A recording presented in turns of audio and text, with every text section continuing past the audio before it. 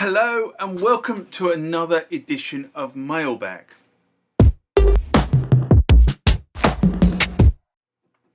What is Mailbag? Well, Mailbag is a feature of the channel where you guys leave lots of comments on the channel and I attempt to answer those comments, or if I can't answer those comments, I throw it out to you guys who have more knowledge on some of this stuff than I do. So let's get into the first mailbag of this session.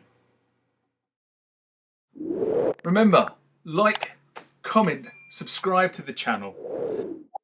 Go over to Instagram and follow me there. Go over to Facebook, follow me there. That's where the normal notices are. And consider becoming a Patreon.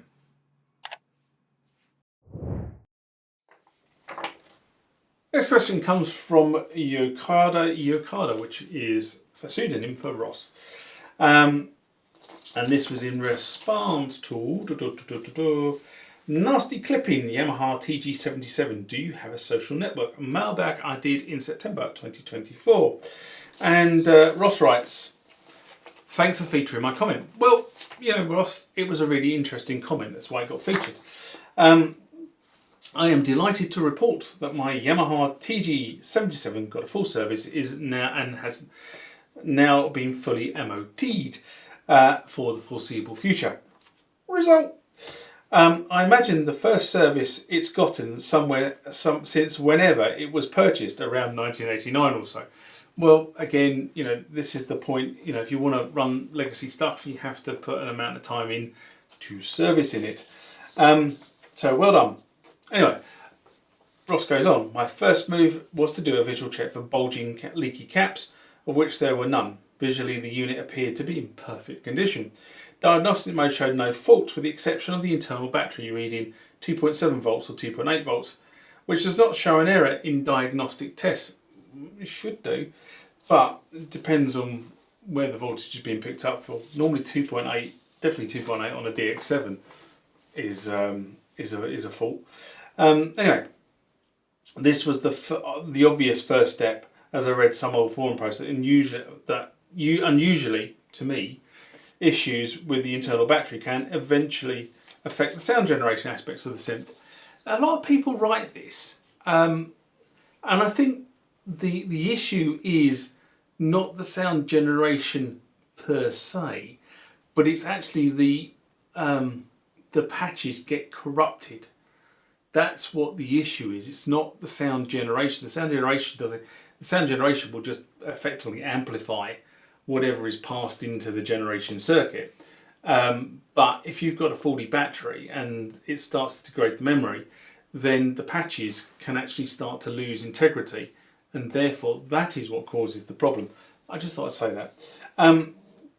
Anyway, I had a battery folder fitted inside in an easy accessible part of the inside of the TG, new battery, but alas the same issue has persisted. I initially thought that the clipping distortion issue was only occurring or much more prevalent on the AFM side engine of the synth. However, after some testing and troubleshooting, this was found not to be the case. Both AFM and AWM engines were affected and snowballed with higher velocities with more polyphony. Cut a long story short, thankfully I have a family member who is a tech and a music tech whiz who carried out the entire troubleshooting proper and repair. So what I thought was distorting or clipping, if I remember correctly, was a square wave clock being superimposed somewhere along the way, with this issue occurring from the main outputs to the headphone output. The faulty component for the main outputs was the PCM 56P DAC, which was getting strange measurements compared to the other DACs. Essentially, they believed it to be running internally at a different clock speed. And that the big YM3029 digital chip and creating that harsh square wave on the analog output of the PCM 56P. A little bit technical, but I hope that people followed that. Ended up removing the main outputs DAC and individual outs 5 to 8 DAC, installed sockets, swapped those DACs, all of the analog board was checked for issues too, everything else was good, picked up a PM PCM 56P myself for the individual outputs after the main repair was completed, popped it in, and everything has been running great since. The TG77 is an absolute monster of the 35 of a synth 35 years after being manufactured.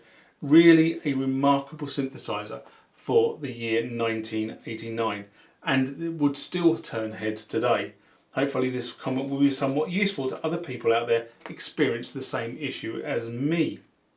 And this hopefully applies to both the TG77 and the SY77. Now that was quite a long-winded description of the repair. And if you want to go and read the actual text of this, go and read the original comment against the original video. The reason I put it out is because actually there is some really good information in there about, you know, where things are getting problems. And DACs are, you know, for legacy synths are quite are things that tend to go on a fairly regular basis nowadays. I mean, at the end of the day, as he says, 35 years old.